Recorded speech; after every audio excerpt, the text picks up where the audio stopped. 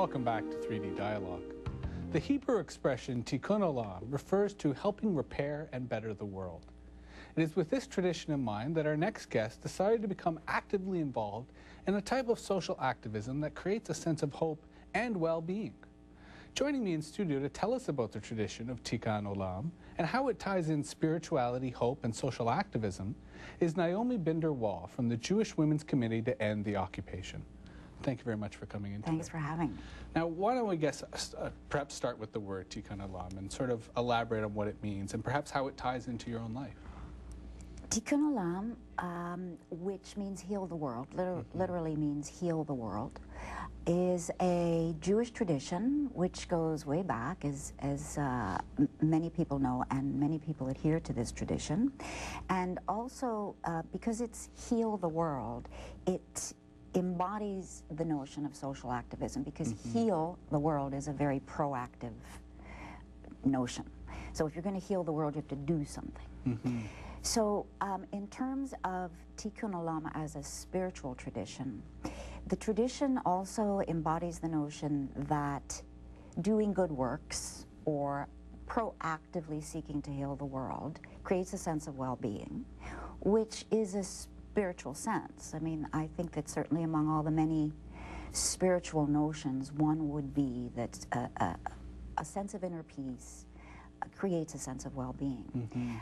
And the notion of Tikkun Olam also refers to the generation of hope.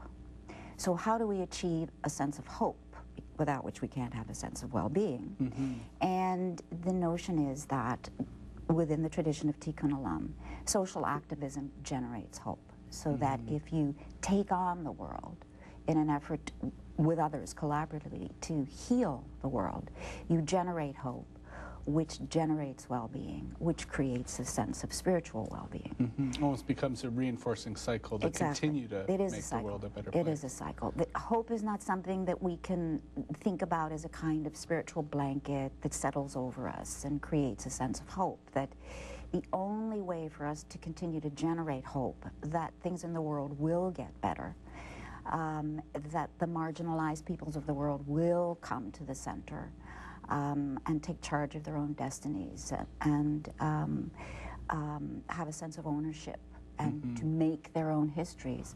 That the tradition of Tikkun Olam embodies all of that. It does create the groundwork or the foundation for a commitment to social activism. Now, I think a lot of non-Jews don't necessarily realize the great diversity that exists within Jewish culture and the Jewish identity, and explicitly when it comes to the position of Israel, and explicitly what I would call the imperial policies of the state of Israel. Most people assume that all Jews support blindly the desire of Zionism and really the actions of the state of Israel. Maybe you could describe, I guess, the opposite, and some of the work that you do with the committee in terms of what I would say, especially in North America, is a widely held belief, but unfortunately doesn't get the attention that it deserves in terms of the representation of the Jewish community.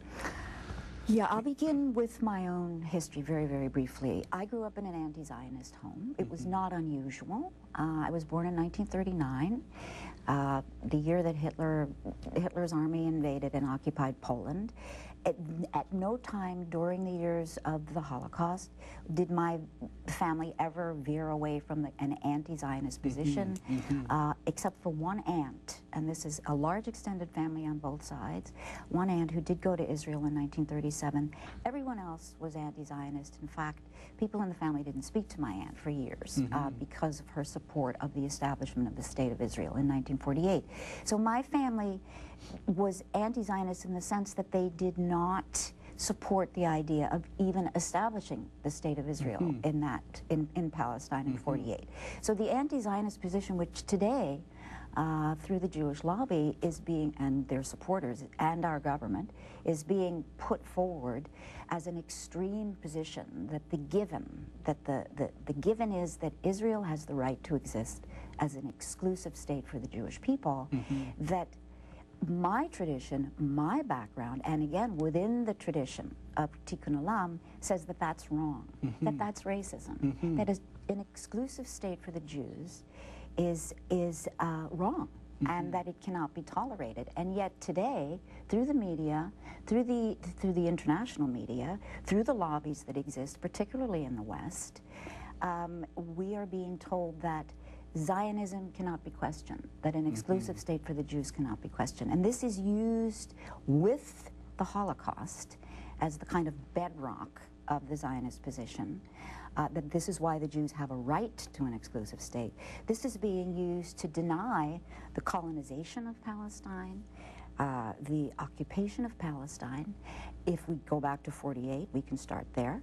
And the fact that Israel is an apartheid state, this is the position that we take. And we can take that notion from the Tikkun Olam tradition to heal the world, to, okay, as a Jew, what is my responsibility in relation to healing the world in my current historical context? This is obviously a big one in terms of one would really have to look at the injustices that are being committed by the State of Israel and say, I have to stand up to this. I need to really challenge it. That is what Tikkun Olam means for a Jew today. Now, we are unfortunately running out of time. So in our last minute, I'm curious to hear more about the type of work that the committee does in terms of, I guess, trying to work towards this type of social change here in Canada and around the world.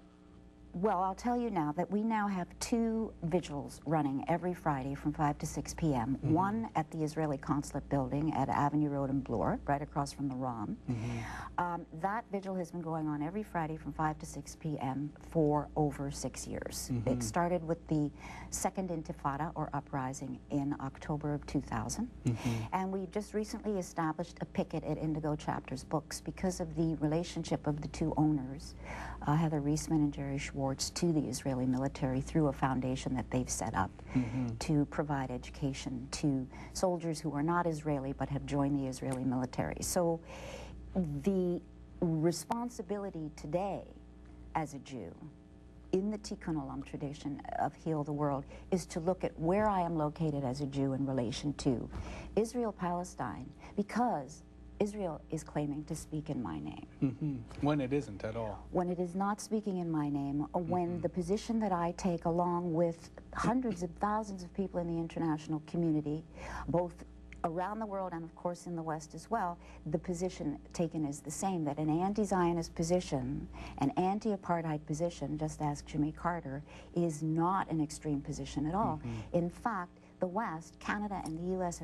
in particular, are becoming more and more isolated within this notion that this is an extreme position, the anti-Zionist position. Well, thank you very much for coming on and explaining this. We'll have to have you back to really discuss more about some of the larger implications of Tikkun Olam. But I think this has been enlightening for people to realize that Jews are not necessarily unified around the support of Israel, but there's really a quite sizable dissent. Yes. Thank you very much. Thanks for having me. That was Naomi Binder Wall from the Jewish Women's Committee to End the Occupation. Next up, a discussion about atheism. You're watching 3D Dialogue.